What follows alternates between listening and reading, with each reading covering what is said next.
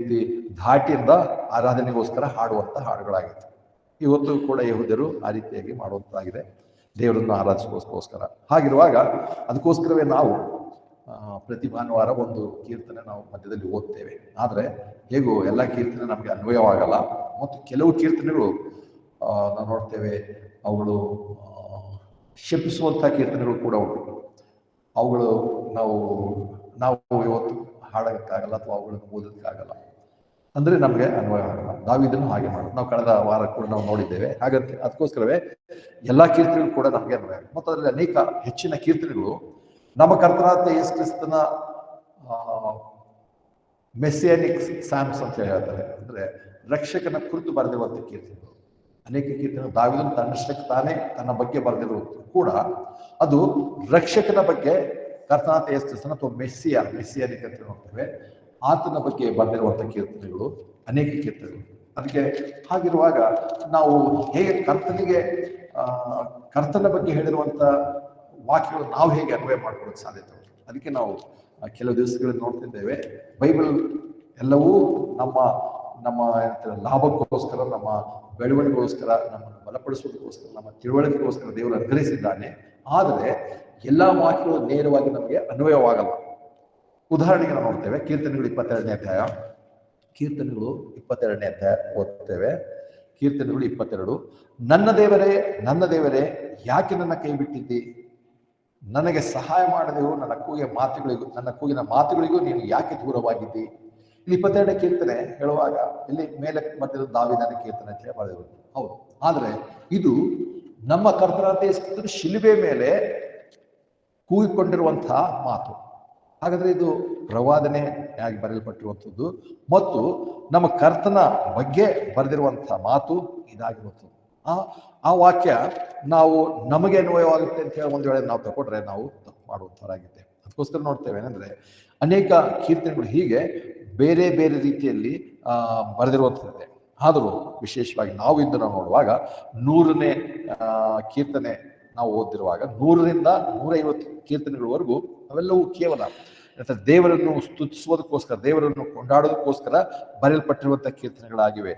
ಅದರಲ್ಲಿ ಇವತ್ತು ನಾವು ಒಂದು ಅಧ್ಯಾಯವನ್ನು ಮಾತ್ರ ನಾವು ಆರಿಸ್ಕೊಂಡಿದ್ದೇವೆ. ಅಲ್ಲಿ ನಾವು ಅದನ್ನು ಹೇಳುವ ಹಾಗೆ ಏನಂದ್ರೆ ದೇವರಿಗೆ ಸ್ತುತಿಸೋದ್ರ ಬಗ್ಗೆ, ಕೃತಜ್ಞತಾ ಸ್ತುತಿಸೋದ್ರ ಬಗ್ಗೆ ಹೇಳುವಂತ ನೋಡ್ತೇವೆ. ಅವೆಲ್ಲ ನೋಡಿದೆವಲ್ಲ 22ನೇ ಕೀರ್ತನೆಯಲ್ಲಿ ನಾವು ನೋಡಿದೆವು, ನನ್ನ ದೇವರೇ ಯಾಕೆ ನನ್ನ ಕೈ ಬಿಟ್ಟಿದ್ದಿ ಅಂತ ಹೇಳಿ. ಆದರೆ ಅದೇ ಮಾತು ನಾವು ನೋಡ್ತೇವೆ ಕರ್ತನಾದ ಯೇಸು ಕ್ರಿಸ್ತನು ಶಿಲುಬೆ ಮೇಲೆ ಅದೇ ಮಾತನ್ನು ಹೇಳಿದ್ರು. ಮತ್ತಾಯನ ಸುವಾರ್ತೆ 27ನೇ ಅಧ್ಯಾಯ 46ನೇ ವಚನ, ಮತ್ತಾಯ 46ನೇ ವಚನ, ಮತ್ತಾಯ 27ನೇ ಅಧ್ಯಾಯ 46ನೇ ವಚನ. ಹೆಚ್ಚು ಕಡಿಮೆ 9ನೇ ತಾಸಿನಲ್ಲಿ ಯೇಸು ಏಲಿ ಏಲಿ ಲಮಾ ಸಬಕ್ತಾನಿ, ಅಂದರೆ ನನ್ನ ದೇವರೇ ನಿನ್ನ ನನ್ನನ್ನು ಯಾಕೆ ಕೈ ಬಿಟ್ಟಿದೆಂದು ಮಹಾಶಬ್ದದಿಂದ ಕೂಗಿ ಹೇಳಿದನು ಎಂಬುದಾಗಿ. ಇಲ್ಲಿ ಅಂದರೆ ಶಿಲುಬೆಯ ಮರಣದ ಕಾರ್ಯದಲ್ಲಿ ಆ ದಿವಸದಲ್ಲಿ ಆ ಸಮಯದಲ್ಲಿ ಸುಮಾರು ನಾನು ಗೊತ್ತಿಲ್ಲ, ಆದರೆ ಸುಮಾರು 102 ಪ್ರವಾದನೆಗಳು ಆ ಒಂದು ಸಮಯದಲ್ಲೇ ನೆರವೇರಿರುವಂಥದ್ದು ನೋಡ್ತೇವೆ. ಅಂದರೆ ನಮ್ಮ ಕರ್ತನಾದ ಯೇಸು ಕ್ರಿಸ್ತನು ಯಾವುದು ಕೂಡ ತನ್ನ ಚಿತ್ತದಂತೆ, ತನ್ನ ಮನಸ್ಸಿಗೆ ಬಂದಂತೆ, ತನ್ನ ಸ್ವತಂತ್ರದಂತೆ ಒಂದು ಹೆಚ್ಚಿಗೂ ಮಾಡಲಿಲ್ಲ, ಒಂದು ಕಡಿಮೆನೂ ಮಾಡಲಿಲ್ಲ. ಯಾವುದು ಆತನ ಬಗ್ಗೆ ಬರೆಯಲ್ಪಟ್ಟಿದ್ದೋ ಅವುಗಳನ್ನು ಮಾತ್ರವೇ ಆತನು ಮಾಡಿದನು. ಹಾಗಾಗಿ ದಾವೀದನು 22ನೇ ಕೀರ್ತನೆಯಲ್ಲಿ ಬರೆದಾಗ ಅದನ್ನು ದಾವೀದನು ಸ್ವತಃ ತನಗೋಸ್ಕರ ಬರೆದಿಲ್ಲ, ತನಗೆ ಅಪ್ಲೈ ಆಗುವಂಥದ್ದಲ್ಲ. ಮತ್ತು ಅದೇ ಸಮಯಕ್ಕೆ ನಮಗೂ ಕೂಡ ಇವತ್ತು ಅಪ್ಲೈ ಆಗಲ್ಲ, ನಮಗೂ ಕೂಡ ಅನ್ವಯವಾಗಲ್ಲ, ನಮಗೆ ನೇರವಾಗಿ. ಅದಕ್ಕೆ ಯಾವುದೋ ಒಂದು ವಾಕ್ಯ ತಗೊಂಡ ತಕ್ಷಣ ನಮಗೆ ದೇವರು ವಾಗ್ದಾನ ಮಾಡಿದ್ರೆ ತಪ್ಪಾಗುತ್ತೆ ಅಂತ ಅದನ್ನೇ ನಾವು ನೋಡ್ಕೊಂಡು ಬಂದಿದ್ದೇವೆ. ಅದಕ್ಕೆ ಇಲ್ಲಿ ಕೀರ್ತನೆಗಳಲ್ಲಿ ಹಾಗೆ ಬಂದಾಗ ಇವತ್ತು ನಾವು ನೋಡ್ತಿರುವಂತಹ 100ನೇ ಕೀರ್ತನೆ ಬಂದಾಗ ಅಲ್ಲಿ ಸಮಸ್ತ ಭೂಮಿಯ ಕರ್ತನಿಗೆ ಜಯಧ್ವನಿ ಮಾಡಿ ಸಂತೋಷದಿಂದ ಕರ್ತನ ಸೇವಿಸಿರಿ, ಹಾಡುತ್ತಾ ಆತನ ಮುಂದೆ ಬಂದಿರಿ. ನಾವು ನೋಡುವಾಗ ಇದರಲ್ಲಿ ಹೆಚ್ಚು ಸಮಯ ನಾವು ತಗೊಳ್ಳಲ್ಲ. ನಾವು ನೋಡ್ತೇವೆ ಸಮಸ್ತ ಭೂಮಿಯೇ ದೇವರಿಗೆ ಸ್ತುತಿಸಿರಿ. ನೋಡುವಾಗ ದೇವರು ಆತನು ಏನಂತಾರೆ ಸೃಷ್ಟಿಕರ್ತನಾಗಿದ್ದಾನೆ, ಭೂಮಿಯಲ್ಲೂ ಆತನದೇ. 24ನೇ ಕೀರ್ತನೆ ನೋಡ್ತೇವೆ, ಭೂಮಿಯು ಅದರಲ್ಲಿರುವಂಥ ಸಮಸ್ತವೂ ಯೆಹೋವನದೇ, ಎಲ್ಲವೂ ಭೂಮಿಯು ಆತನದೇ. ಅದಕ್ಕೋಸ್ಕರವೇ ಆತನ ಅಬ್ರಹಾಮನ ಕರೆದು ನಾನು ನಿನಗೆ ಸ್ಥಳವನ್ನು ತೋರಿಸ್ತೇನೆ, ನೀನು ಅಲ್ಲಿಗೆ ಹೋಗಂತ ಹೇಳಲ್ಲ. ಮತ್ತು ಅಬ್ರಹಾಮನಿಗೆ ಹೇಳ್ತಾನೆ, ಇಲ್ಲಿಂದ ಉತ್ತರದಿಂದ ದಕ್ಷಿಣಕ್ಕೆ ಇಷ್ಟು ಭಾಗ, ಪೂರ್ವದಿಂದ ಪಶ್ಚಿಮಕ್ಕೆ ಇಷ್ಟು ಭಾಗ ನಾನು ನಿನಗೆ ಕೊಡ್ತೇನೆ. ಮತ್ತು ಅಷ್ಟೇ ಅಲ್ಲ, ಅಲ್ಲಿರುವಂಥ ಜನರನ್ನು ಅಲ್ಲಿಂದ ಹೊಡೆದು ಓಡಿಸಿ ಆ ಒಂದು ಜಾಗವನ್ನು ಅಬ್ರಹಾಮನ ಸಂತತಿಗೆ ದೇವರು ಕೊಟ್ಟರು. ಆದರೆ ಸೈತಾನನಿಗೂ ಅದು ಇಲ್ಲಿವರೆಗೂ ಆತನು ಇನ್ನೂ ಉರಿಯುತ್ತಾ ಇದ್ದಾನೆ. ಸೈತಾನಿಗೆ ಅದನ್ನು ಇಷ್ಟ ಆಯಿತು. ಅದಕ್ಕೆ ಇನ್ನೂ ಹೋರಾಟ ಗಲಾಟೆ ನಡೀತಾನೆ. ದಿವಸ ನಾವು ಕೇಳ್ತಿದ್ದೇವಲ್ಲ ಇಸ್ರೇಲಲ್ಲಿ ಅಂತ ಏನಂತಾರೆ ಯುದ್ಧ ನಡೀತಾ ಇತ್ತು, ಬಾಂಬ್ಗಳ ಮಿಸೈಲ್ಗಳು ಡೈಲಿ ಅಲ್ಲಿ ಬೀಳ್ತಿರೋದು ನೋಡ್ತಿದ್ದೇವೆ. ಯಾಕಂದ್ರೆ ಸೈತಾನಿಗೆ ಅದಿಷ್ಟಲ್ಲ, ಆದರೆ ದೇವರು ಒಂದಾನೊಂದು ದಿವಸ ಆತನು ಪರಿಪೂರ್ಣವಾಗಿ ಏನಂತಾರೆ ಶಿಕ್ಷೆಗೆ ಬಂಧನಕ್ಕೆ ಒಳಪಡಿಸುವಾಗ ನಾವು ಕೀರ್ತನೆ ನೋಡ್ತೇವೆ ಅಲ್ಲಿರುವಂಥ ಜನರೆಲ್ಲರೂ ಇವತ್ತು ನಮ್ಮ ಕರ್ತನಿಗೆ ರಾಜ್ಯವು ಪ್ರಭುತ್ವವು ಸಿಕ್ಕಿತ್ತು ಅಂತ ಹೇಳಿ ದೇವರನ್ನು ಕೊಂಡಾಡುವಂಥ ಒಂದು ಸಮಯ ಬರುತ್ತೆ. ಆದರೆ ಅಲ್ಲಿವರೆಗೂ ಇದೇ ಪರಿಸ್ಥಿತಿಯಲ್ಲಿ ಹಾದು ಹೋಗುವಂತ ನೋಡ್ತೇವೆ. ಹಾಗಾಗಿ ಭೂಮಿಯೇ ಸಮಸ್ತವೇ ದೇವರನ್ನು ಕೊಂಡಾಡ್ರಿ ಅಂತ ಹೇಳುವಾಗ ನಮ್ಮ ದೇವರು ಸೃಷ್ಟಿಕರ್ತನ ದೇವರು ಒಬ್ಬನೇ. ದೇವರು ಅನೇಕ ದೇವರುಗಳಂತ ಇರಕ್ಕೆ ಸಾಧ್ಯನೇ ಇಲ್ಲ. ದೇವರನ್ನವನು ಒಬ್ಬನೇ ಇರ್ತಾನೆ. ಯಾರಾದ್ರೂ ದೇವರು ಅನ್ನೋಂಥ ಪದದ ಅರ್ಥ ಗೊತ್ತಿದ್ರೆ ಅವ್ರಿಗೆ ಅರ್ಥ ಆಗುತ್ತೆ, ದೇವರನ್ನವನು ಒಬ್ಬನೇ ಇರ್ತಾನೆ ಅಂತೇಳಿ. ಹೇಗೆ ತಂದೆಯು ಒಬ್ಬನೇ, ತಾಯಿಯು ಒಬ್ಬಳೇ, ಅನೇಕ ತಾಯಿ ಅಂದರೆ ಇರೋಕ್ಕಾಗಲ್ಲ.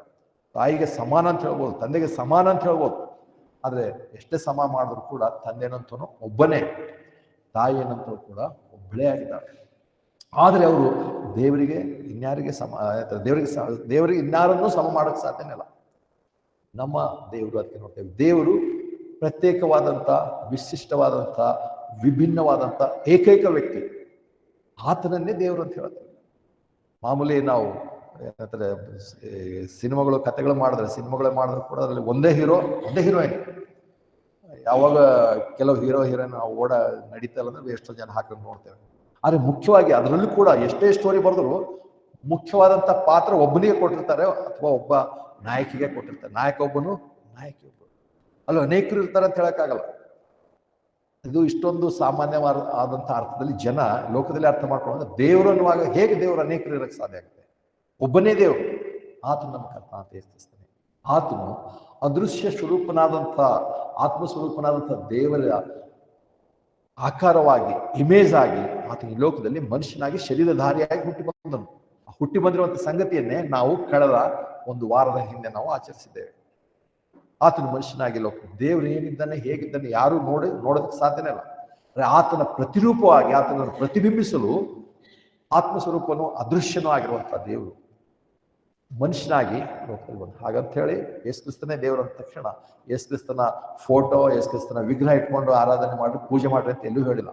ಮತ್ತು ಅದರ ಅವಶ್ಯಕತೆ ಕೂಡ ನಮಗಿಲ್ಲ. ಯಾಕಂದ್ರೆ ನಾವ್ಯಾರು ಕೂಡ ಯೇಸು ಕ್ರಿಸ್ತನ ದೇಹದಲ್ಲಿ ನಾವು ನೋಡಿಲ್ಲ. ಅದಕ್ಕೆ 2 ಕೊರಿಂಥ 5:16 ನೋಡೋ ಪ್ರಕಾರ ನಾವು ಶರೀರ ಸ್ವಭಾವಕ್ಕಾಗಿ ಯೇಸುವನ್ನು ಅರಿತವರಲ್ಲ, ಆತ್ಮಿಕವಾಗಿ ನಾವು ಯೇಸುವನ್ನು ಅರಿತಿದ್ದೇವೆ. ಆತ್ಮದಲ್ಲಿ ನಾವು ಯೇಸುವನ್ನು ಅರಿತೇವೆ. ಆತ್ಮಿಕವಾದಂಥ ಯೇಸು ಯಾರು ಇವತ್ತು ಸತ್ತು ಸಮಾಧಿಗೆ ಸೇರಿ ಮಹಿಮಾ ಶರೀರದೊಂದಿಗೆ ಪುನರುತ್ಥಾನ ಹೊಂದಿ ಎದ್ದು ಬಂದನೋ, ಮತ್ತು ಅಷ್ಟೇ ಅಲ್ಲ, ಆತನು ಇವತ್ತು ತಂದೆಯ ಬಲಪಾರ್ಶ್ವದಲ್ಲಿ ಸಿಂಹಾಸನ ಆಸೀನನಾಗಿದ್ದಾನೆ. ಆ ದೇವರನ್ನು ನಾವು ಯಾವ ಕಣ್ಣಿನಿಂದ ಯಾವ ಆಕಾರವನ್ನು ನಾವು ತಿಳ್ಕೊಳ್ಳೋಕೆ ಸಾಧ್ಯತೆ ಉಂಟು? ಯಾವ ಆಕಾರವನ್ನು ವಿವರಣೆಗೆ ಅಸಾಧ್ಯವಾಗಿರುವಂಥ ಆ ಒಂದು ಏನಂತಾರೆ ಕರ್ತನಾಥ ಯೇಸು ಕ್ರಿಸ್ತನನ್ನು ನಾವು ಇವತ್ತು ನಂಬಿದ್ದೇವಲ್ಲ, ಆತ್ಮಿಕವಾಗಿ ಯಾವ ಸ್ವರೂಪಗಳ ಅವಶ್ಯಕತೆ ಇಲ್ಲ. ಹಾಗಾಗಿ ನಾವು ನೋಡ್ತೇವೆ, ಆ ಕರ್ತನು ಏನಂತಂದ್ರೆ ನಮಗೆ ದೇವರ ಪ್ರತಿರೂಪವಾಗಿ ಇಲ್ಲಿ ಕಾಣಿಸ್ಕೊಂಡು ಆತನ ಮೂಲಕವಾಗಿ ಏನಂತಾರೆ ಸಮಸ್ತವನ್ನು ಸೃಷ್ಟಿಸಿರುವಂಥ ದೇವರಿಗೆ ನಾವು ನೇರವಾಗಿ ಕೇವಲ ಸೃಷ್ಟಿಯಾಗಿ ಆತನಿಗೆ ಸಂಬಂಧ ಹೊಂದಲಾರದೆ ಈ ಕರ್ತನಾಥ ಯೇಸು ಕ್ರಿಸ್ತನಲ್ಲಿ ನಂಬಿಕೆಯ ಮೂಲಕ ದೇವರ ಮಕ್ಕಳಾಗುವಂಥ ಭಾಗ್ಯವನ್ನು ಆತನು ದಯಪಾಲಿಸಿದ್ದಾರೆ. ಆಗಿರುವಾಗ 2ನೇ ವಚನಕ್ಕೆ ಬರ್ತಾನೆ, ಕೀರ್ತನೆಗಳು 3ನೇ ಅಧ್ಯಾಯ 2ನೇ ವಚನ, ಸಂತೋಷದಿಂದ ಕರ್ತನನ್ನು ಸೇರಿಸಿ ಹಾಡುತ್ತಾ ಆತನ ಮುಂದೆ ಬನ್ನಿ. ಇಲ್ಲಿ ನಾವು ನೋಡುವಾಗ 2ನೇ ವಚನಕ್ಕೆ ಬರುವಾಗ ಸಂತೋಷದಿಂದ ಕರ್ತನನ್ನು ಸೇವಿಸಿರಿ. ಇಲ್ಲಿ ಸಂತೋಷದಿಂದ ಕರ್ತನ ಸೇವಿಸಿರಿ ಅಂತ ಹೇಳುವಾಗ ಇಸ್ರೇಲರಿಗೆ ಹೇಗೆ ಕೀರ್ತನೆಗಳು ಕೂಡ ಹಳೆ ಒಡಂಬಡಿಕೆ ಸಂಬಂಧಪಟ್ಟಿರುವಂಥದ್ದು, ದಾವಿದನು ಕೂಡ ಆ ಒಂದು ಧರ್ಮಶಾಸ್ತ್ರಕ್ಕೆ ಸಂಬಂಧಪಟ್ಟಂಥದ್ದು, ಅವ್ರಿಗೆ ಕೊಟ್ಟಿರುವಂಥ ಅನೇಕ ಸ್ಯಾಕ್ರಿಫೈಸ್ನಲ್ಲಿ ಯಜ್ಞ ಸಮರ್ಪಿಸುವುದರಲ್ಲಿ ಒಂದು ಯಜ್ಞ ಅದು ಯಾವುದೇ ಪ್ರಾಣಿ ಅಥವಾ ಪ್ರಾಣಿಯನ್ನು ಕೊಡುವಂಥದ್ದು ಸ್ಯಾಕ್ರಿಫೈಸ್ ಇತ್ತು, ದವಸ ಧಾನ್ಯಗಳನ್ನು ಕೊಡುವಂತಹ ಏನಂತಾರೆ ಸ್ಯಾಕ್ರಿಫೈಸ್ ಇತ್ತು, ಹಣ್ಣುಗಳನ್ನು ಕೊಡುವಂಥದ್ದು ಸ್ಯಾಕ್ರಿಫೈಸ್, ಎಲ್ಲ ರೀತಿಯ ವಿಧಾನದ ಏನಂತಾರೆ ಯಜ್ಞವಾಗಿ ಅರ್ಪಿಸುವಂಥ ಕಾರ್ಯಗಳಿತ್ತು. ಆದರೆ ಈ ಒಂದು ಸ್ಯಾಕ್ರಿಫೈಸ್ ಏನಾಗ್ತದೆ ಅಂದರೆ ಅದು ರಕ್ತವೂ ಅಲ್ಲ, ಏನಂತಾರೆ ಪ್ರಾಣಿಗಳನ್ನು ಸಮರ್ಪಿಸುವಂಥದ್ದಲ್ಲ, ಅಥವಾ ಯಾವುದೇ ದವಸ ಧಾನ್ಯ ಕೊಡುವಂಥದ್ದಲ್ಲ. ಬದಲಾಗಿ ಸ್ತುತಿಗಳನ್ನು ಸಮರ್ಪಿಸುವಂಥದ್ದೇ ಒಂದು ಸ್ಯಾಕ್ರಿಫೈಸ್. 107ನೇ ಕೀರ್ತನೆ ನೋಡ್ತೇವೆ. 107ನೇ ಕೀರ್ತನೆಯಲ್ಲಿ ನೋಡೋಣ ಒಂದು ವಾಕ್ಯ. ಕೀರ್ತನೆಗಳು 107ನೇ ಅಧ್ಯಾಯ,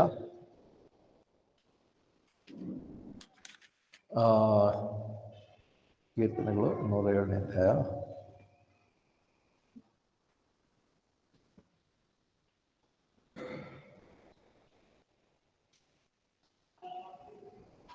22ನೇ ವಚನ. ಕೀರ್ತನೆಗಳು 107 22ನೇ ವಚನ.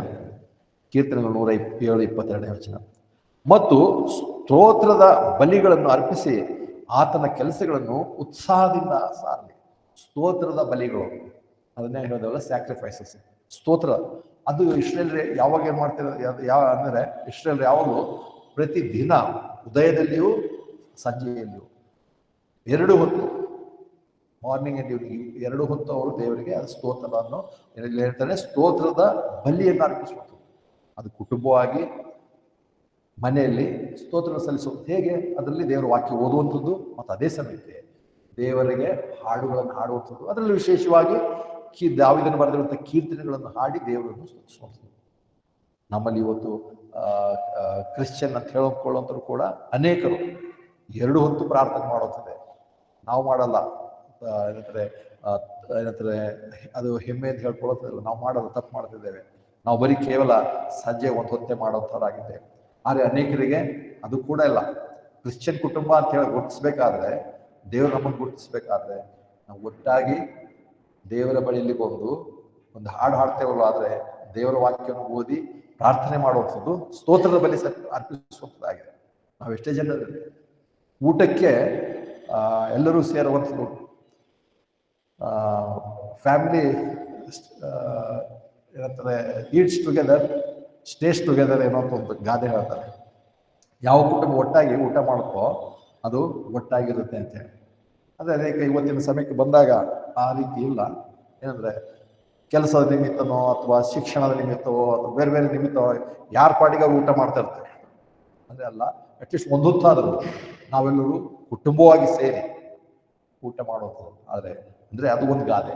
ಆದರೆ ಬರೀ ಊಟ ಮಾಡುವಂಥದ್ದಲ್ಲ, ಕುಟುಂಬವು ಒಟ್ಟಾಗಿ ಪ್ರಾರ್ಥಿಸುವಂಥದ್ದು ಅವಶ್ಯಕವಾಗಿದೆ. ನಾವೇನಾದರೂ ಹಳೆ ಒಡಂಬಡಿಕೆ ಸಂಬಂಧಪಟ್ಟಿದೆ ಅದು ಮಾಡಲೇಬೇಕಾಗಿದೆ. ಪ್ರತಿ ದಿವಸದ ಬೆಳಗಿನ ಸಮಯದಲ್ಲಿಯೂ ಸಂಜೆಯ ಸಮಯದಲ್ಲಿಯೂ ದೇವರಿಗೆ ಸ್ತೋತ್ರದ ಬಲಿಗಳನ್ನು ಅರ್ಪಿಸುವಂಥದ್ದು. ಅದಕ್ಕೆ ಎಲ್ಲಿ ದೇವಾಲಯಕ್ಕೆ ಹೋಗೋದು ಬೇಕಾಗಿಲ್ಲ, ನಮ್ಮ ಮನೆಯಲ್ಲೇ ಅವರು ಅರ್ಪಿಸಬೇಕಾಗಿದೆ. ಅದನ್ನು ಇವತ್ತು ನಾವು ಮಾಡ್ತೇವೆ. ಹಾಗಾದರೆ ಹೇಗೂ ಅವರಿಗೂ ಕೂಡ ಮತ್ತು ನಮಗೂ ಕೂಡ ಏನಾಗುತ್ತೆ, ಅಯ್ಯೋ ಇದು ಮಾಡಲೇಬೇಕಲ್ಲ, ಬಂಧನ. ಮಾಡಿಲ್ಲ ಅಂದ್ರೆ ದೇವ್ರು ಏನು ಮಾಡ್ತಾನೋ, ಏನಾಗುತ್ತೋ, ಕೋಪಗೊಳ್ತಾನೋ, ಇದಲ್ಲ, ಮಾಡಲೇಬೇಕಲ್ಲ. ಆ ಒಂದು ವಿಷಯಕ್ಕೆ ಬಂದಾಗಲೇ ಇಲ್ಲಿ ಕೂಡ ಹೇಳ್ತಾರೆ 127 22ನೇ ವರ್ಷದಲ್ಲಿ ಕೂಡ ಹೇಳ್ತಾನೆ, ಉತ್ಸಾಹದಿಂದ ಸಾರಲಿ. 100ನೇ ಅಧ್ಯಾಯದಲ್ಲಿ ಬರುವಾಗಲೂ ಕೂಡ ಆತನ ಏನ್ ಹೇಳ್ತಾನೆ ಅಂದ್ರೆ, ಸಂತೋಷದಿಂದ ಕರ್ತನನ್ನು ಸೇವಿಸಿ. ಇಲ್ಲಿ ಸೇವೆ ಮಾಡುವಂಥದ್ದು ಅಂದ್ರೆ ಎಲ್ಲರೂ ಇಲ್ಲಿ ಸೇವಿಸಿದೆ ಅಂದ್ರೆ ಸೇವೆ ಮಾಡುವಂಥದ್ದು. ಸೇವೆ ಹೇಗೆ ಮಾಡ್ತೇವೆ? ನಾವೆಲ್ಲರೂ ಏನಂತಾರೆ ದೇವರ ವಾಕ್ಯನ ಸಾರುವಂಥವ್ರಲ್ಲ. ನಾವೆಲ್ಲರೂ ದೇವರ ಸೇವೆಯನ್ನು ಪಾಸ್ಟರ್ ಆಗಿ ಅಥವಾ ಇನ್ನೊಂದು ರೀತಿಯಲ್ಲಿ ಮಾಡಲ್ಲ. ಆದರೆ ದೇವರಿಗೆ ಸ್ತೋತ್ರ ಬಲಿಗಳನ್ನು ಅರ್ಪಿಸುವ ಮೂಲಕವಾಗಿ ದೇವರಿಗೆ ಸೇವೆ ಸಲ್ಲಿಸುವಂಥವ್ರಾಗಿದೆ. ಆ ಸೇವೆ ಯಾವಾಗ ಹೇಳ್ತೇವಲ್ಲ, ನಮಗೆ 2 ಹೊತ್ತು ಮಾಡೋಕ್ಕಾಗಲ್ಲ. ಪಾಪ ಒಂದೊಂದು ಕುಟುಂಬ ನೋಡ್ತೇವೆ, ಅವರು ಬೆಳಿಗ್ಗೆ ತಕ್ಷಣ ನಮ್ಮ ಸಂಬಂಧಿಕರುಗಳೇ ಇದ್ದಾರೆ, ಬೆಳಗ್ಗೆ ಹಾಸಿಗೆನಲ್ಲೇ ಎಲ್ಲರೂ ಹೇಳ್ತಾರೆ, ಅವರಲ್ಲೇ ಕೂತ್ಕೊಂಡಿರ್ತಾರೆ. ಹಾಸಿಗೆನಲ್ಲೇ ಅಷ್ಟೊತ್ತಿಗೆ ಹೇಳ್ಬೇಕು, ಹಾಡಬೇಕು, ವಾಕ್ಯ ಓದಬೇಕು, ಪ್ರೇಯರ್ ಮಾಡಬೇಕು. ಅಂದ್ರೆ ಅದ್ರ ಜೊತೆಯಲ್ಲಿ ಅವ್ರ ಒಂದು ಡಿಸಿಪ್ಲಿನ್ ಕೂಡ ಉಂಟು. ಎಲ್ಲರೂ ಅಷ್ಟೊತ್ತಿಗೆ ಎದ್ದೇಳಲೇಬೇಕು. ನಾವು ಯಾವಾಗಾದ್ರೂ ಆ ಊರಿಗೆ ಹೋದ್ರೆ ಬೆಳಿಗ್ಗೆ 6 ಗಂಟೆಗೆ ಎದ್ದೇಳಲೇಬೇಕು ನಾವೆಲ್ಲರೂ, ಅಷ್ಟೊತ್ತಿಗೆ ಹಾಡೋದು. ಆದರೆ ನಮ್ಗೇನಾಗುತ್ತೆ, ಮಾಡಲ್ಲ, ಅಥವಾ ಸ್ವಲ್ಪ ದಿವಸ ಪ್ರಯತ್ನ ಮಾಡಿದ್ರೆ ಅದರಲ್ಲಿ ಒಂದು ರೀತಿ ನಮಗೆ ಏನಂತಾರೆ ಬಲಾತ್ಕಾರದಿಂದ ಮಾಡ್ಬೇಕನ್ನಂತ ಹುಡುತ್ತೆ. ಒಂದು ರೀತಿ ಮಾಡಲೇಬೇಕಲ್ಲ ಅಂತ ಅದ್ರಲ್ಲಿ ಸಂತೋಷ ಇಲ್ಲ, ಉತ್ಸಾಹ ಇಲ್ಲ. ಯಾವಾಗ ಯಾವ ಸಂಗತಿಯಲ್ಲಿ ನಮ್ಗೆ ಉತ್ಸಾಹ ಕಳೆದು ಹೋಗುತ್ತೋ ಅದೊಂದು ರೀತಿ ಬಂಧನಕ್ಕೆ ಒಳಗಾಗುತ್ತೆ. ಮಾಡಲೇಬೇಕಲ್ಲ. ಅದಕ್ಕೆ ದೇವ್ರು ಹೇಳ್ತಿದ್ರೆ ಅಂಥದ್ದು ಬೇಡ ನನಗೆ, ನೀವೇನು ಮಾಡ್ತಿರಲ್ಲ ಸಂತೋಷದಿಂದ ಮಾಡಿ. ಅದಕ್ಕೆ 2 ಹೊತ್ತು ಮಾಡೋದು ನಮ್ಗೆ ಕಷ್ಟ ಅಲ್ಲ, ಅಟ್ಲೀಸ್ಟ್ 1 ಹೊತ್ತಾದ್ರೂ ಸಂತೋಷದಿಂದ ಮಾಡೋಣ. ದೇವ್ರು ಅದಕ್ಕಾದ್ರೂ ಮೆಚ್ಕೊಳ್ತಾನೆ. ನಾವೆಷ್ಟೇ ಮಾಡ್ತೇವೆ ಅದ್ರಲ್ಲಿ ಸಂತೋಷ ಇಲ್ಲ. ದೇವರನ್ನು ನಮ್ಮ ಹೃದಯಪೂರ್ವಕವಾಗಿ ನಾವು ಸಂತೋಷದಿಂದ, ನಮ್ಗೆ ಯಾವುದೇ ಬಲಾತ್ಕಾರ, ನನ್ನ ಕರ್ತನನ್ನು 1 ಹೊತ್ತಾದ್ರು ಹಾಗಂದ ತಕ್ಷಣ ದಿನವೆಲ್ಲ ನಾನು ಥ್ಯಾಂಕ್ಸ್ ಹೇಳಕ್ಕ ಇಲ್ವಾ? ದಿನವೆಲ್ಲ ನಾವು ಥ್ಯಾಂಕ್ಸ್ ಹೇಳ್ಬೋದು, ಥ್ಯಾಂಕ್ ಯು ಜೀಸಸ್ ಹೆಸರಿನಾದ್ರೂ ಹೇಳ್ಬೋದು. ಆದರೆ ಕುಟುಂಬವಾಗಿ ನಾವು ಸಂತೋಷದಿಂದ ಸೇವಿಸುವಂಥದ್ದು ಅಟ್ಲೀಸ್ಟ್ ಒಂದಾದ ಸಾರಿ. ಅದಕ್ಕೆ ನೋಡ್ತೇವೆ ಏನಂತಾರೆ ಅಪೊಸ್ತಲರ ಕೃತ್ಯಗಳಲ್ಲಿ 2ನೇ ಅಧ್ಯಾಯದಲ್ಲಿ ನೋಡ್ತೇವೆ. 2ನೇ ಅಧ್ಯಾಯ 3ನೇ ಅಧ್ಯಾಯಕ್ಕೆ ಬರುವಾಗ ಅಲ್ಲಿ ಪ್ರತಿ ದಿವಸ ಅವರು ರೊಟ್ಟಿಯನ್ನು ಮುರಿಯುತ್ತಾ ಪ್ರತಿ ದಿವಸ ದೇವರನ್ನು ಕೊಂಡಾಡ್ತಾ ಪ್ರತಿ ಮನೆಗಳಲ್ಲಿ ಸೇರಿ ಬರ್ತಿದ್ರು. ಬ್ರದರ್ ಕಲ್ಲೇಶ್ ಅವರು ಕಳೆದ ವಾರ ಕೇಳ್ತಿದ್ರು, ಯಾಕೆ ನಾವು 2ನೇ ಸಂಡೆ ಮಾತ್ರ ನಾವು ಕಮ್ಯುನಿಯನ್ ಮಾಡ್ತೇವೆ ಅಂತ ಹೇಳಿ. ಪ್ರಾರಂಭದಲ್ಲಿ ಅವ್ರಿಗೆ ಅಷ್ಟು ಹುಮ್ಮಸ್ಸಿತ್ತು, ಅಷ್ಟು ಹುರುಪಿತ್ತು, ಪ್ರತಿ ದಿವಸ ಮಾಡ್ತಿದ್ರು. ಅದಕ್ಕೆ ಇವತ್ತು ಕರ್ತನ ಮೇಜನ್ನು ಪ್ರತಿ ದಿವಸ ಮಾಡ್ರಿ, ವಾರಕ್ಕೆ ಒಂದ್ಸಾರಿ ಮಾಡ್ರಿ, ತಿಂಗಳಿಗೆ ಒಂದ್ಸಾರಿ ಮಾಡ್ರಿ, ತಿಂಗಳು ಫಸ್ಟ್ ವೀಕೆ ಮಾಡ್ರಿ, 2ನೇ ವೀಕ್ ಮಾಡ್ರಿ, ಯಾರು ಇಲ್ಲಿ ಕಾನೂನಿಲ್ಲ. ಆದರೆ ಅವ್ರು ಪ್ರತಿ ದಿವಸ ಮಾಡುವಂಥ ಹುರುಪು ಬರ್ತಾ ಬರ್ತಾ ಬರ್ತಾ ಕಡಿಮೆ ಆಗುತ್ತೆ. ಮನುಷ್ಯನ ಸ್ವಭಾವ ಅದಿದೆ. ಮನುಷ್ಯನ ಸ್ವಭಾವ ಏನಾಗುತ್ತೆ, ಯಾವ ಆಸಕ್ತಿಯಿಂದ, ಯಾವ ಪ್ರೇರೇಪಣೆಯಿಂದ, ಯಾವ ನಂಬಿಕೆಯಿಂದ ಅದನ್ನು ಮಾಡ್ತೇವೋ ಬರುತ್ತಾ ಅದು ಕೇವಲ ಒಂದು ರೀತಿ ಕಾನೂನು ರೀತಿ ಮಾಡಕ್ ಹೋಗ್ತೇವೆ, ಮಾಡ್ಲೇಬೇಕಲ್ಲ. ಆಗ ಯಾವಾಗ ಅದರ ಸಾರ ಅದು ಕಳ್ಕೊಂಡಾಗ ನಾವು ಅದು ನಿಯಮವಾಗಿ ನಾವು ಮಾಡೋದು ಬಂದಾಗಿ ಬೇಡ, 3 ತಿಂಗಳಿಗೆ ಮಾಡ್ತಿರೋ, 1 ತಿಂಗಳಿಗೆ ಮಾಡ್ತಿರೋ, 6 ತಿಂಗಳಿಗೆ ಮಾಡ್ತಿರೋ, ಸಂತೋಷದಿಂದ ಹೃದಯಪೂರ್ವಕವಾಗಿ ಅದಕ್ಕೋಸ್ಕರ ನಾವು ಸಿದ್ಧಪಡಿಸ್ಕೊಂಡು ಮಾಡಿದ್ರೆ ದೇವ್ರಿಗೆ ಮೆಚ್ಚುಗೆ ಆಗುತ್ತೆ.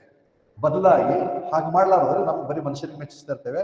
ನಾವು ಏನೋ ಮತ್ತೆ ನಾವು ಕೃಪೆಯಲ್ಲಿದ್ದೇವೆ ಅಂತ ಹೇಳ್ತೇವೆ, ಆದ್ರೆ ಧರ್ಮಶಾಸ್ತ್ರಕ್ಕೆ ಅಧೀನರಾದಂತೆ ಬಲಾತ್ಕಾರದಿಂದ ಮಾಡ್ಕೋಬಹುದು. ಅದಕ್ಕೆ ಇಲ್ಲಿ 100ನೇ ಕೀರ್ತನೆ 2ನೇ ಭಾಗ ಹೇಳ್ತಾನೆ, ಸಂತೋಷದಿಂದ ಆತನ ಸೇರಿಸಿ. ಅದಕ್ಕೆ 50ನೇ ಅಧ್ಯಾಯದಲ್ಲಿ ಕೂಡ ಕೆಲವು ವಚನ ನೋಡ್ತೇವೆ. ಕೀರ್ತನೆಗಳು 50ನೇ ಅಧ್ಯಾಯ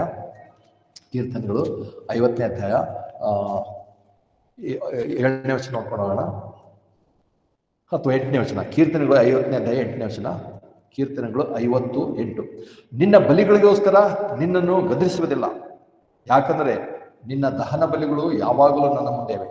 ನಿನ್ನ ಮನೆಯಿಂದ ಹೋರಿಯನ್ನು ಇಲ್ಲವೇ ನಿನ್ನ ದೊಡ್ಡಿಗಳಿಂದ ಹೋತಗಳನ್ನು ತೆಗೆದುಕೊಳ್ಳೆನು, ಯಾಕಂದರೆ ಅಡವಿಯ ಮೃಗಗಳೆಲ್ಲವೂ 1000 ಬೆಟ್ಟಗಳಿರುವ ಪಶುಗಳು ನನ್ನವೇ. ಬೆಟ್ಟಗಳ ಪಕ್ಷಿಗಳನ್ನೆಲ್ಲ ನಾನು ಬಲ್ಲೆನು, ಬಯಲಿನ ಮೃಗಗಳು ನನ್ನವುಗಳಾಗಿವೆ. ನಾನು ಹಸಿದಿದ್ದರೆ ನಿನಗೆ ಹೇಳೆನು, ಯಾಕಂದರೆ ಭೂಲೋಕವು ಅದರ ಪರಿಪೂರ್ಣತೆಯು ನನ್ನವೇ. ಹೋರಿಗಳ ಮಾಂಸವನ್ನು ತಿನ್ನುವೆನೋ, ಇಲ್ಲವೇ ಹೋತಗಳ ರಕ್ತವನ್ನು ಕುಡಿಯುವೆನೋ? ದೇವರಿಗೆ ಸ್ತೋತ್ರವನ್ನು ಬಲಿಯಾಗಿ ಅರ್ಪಿಸು, ಮಹೋನ್ನತನಿಗೆ ನಿನ್ನ ಪ್ರಮಾಣಗಳನ್ನು ಸಲ್ಲಿಸು. ಮತ್ತು ಇಕ್ಕಟ್ಟಿನ ದಿವಸದಲ್ಲಿ ನನ್ನನ್ನು ಕರೆ, ನಾನು ನಿನ್ನನ್ನು ತಪ್ಪಿಸಿ ಬಿಡುವೆನು, ಮತ್ತು ನೀನು ನನ್ನನ್ನು ಘನಪಡಿಸುವಿ.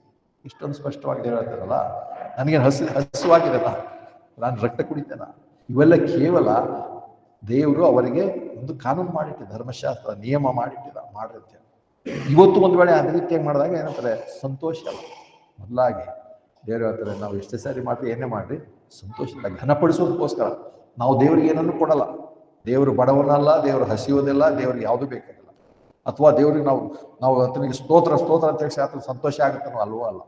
ಬದಲಾಗಿ ನಮ್ಮ ಕಡೆಯಿಂದ ನಾವು ಏನಾಗಿದ್ದೇವೆ ಅದನ್ನು ನಮ್ಮ ಹಾಡುಗಳ ಮೂಲಕ, ನಮ್ಮ ಮಾತುಗಳ ಮೂಲಕ, ನಮ್ಮ ನುಡಿಯ ಮೂಲಕ, ನಮ್ಮ ಕ್ರಿಯೆಗಳ ಮೂಲಕ ದೇವರನ್ನು ಘನಪಡಿಸ್ತೇವೆ. ಅಂದರೆ ಇವುಗಳ ಮೂಲಕ ನಾವು ದೇವರ ಮಕ್ಕಳಾಗಿದ್ದೇವೆ, ನಾವು ಬೇರೆಯವರಿಗಿಂತ ವಿಭಿನ್ನರಾಗಿದ್ದೇವೆ, ಬೇರೆಯವರಿಗಿಂತ ಶ್ರೇಷ್ಠವಾಗಿದ್ದೇವೆ ಅಂತ ನಾವು ತೋರಿಸ್ತೇವೆ. ಅದಕ್ಕೆ ನಾವು ನೋಡ್ತೇವೆ ಕೀರ್ತನೆ, ನಾವು ವಾಪಸ್ ಮತ್ತೆ ಕೀರ್ತನೆ 1ನೇ ಅಧ್ಯಾಯಕ್ಕೆ ಬರುವಾಗ ಅಲ್ಲಿ ಇನ್ನೊಂದು ವಚನ ನಾನು ನೋಡಿ ಮುಗಿಸ್ತೇನೆ. 4ನೇ ವಚನ, ಕೀರ್ತನೆ 1ನೇ ಅಧ್ಯಾಯ 4ನೇ ವಚನ.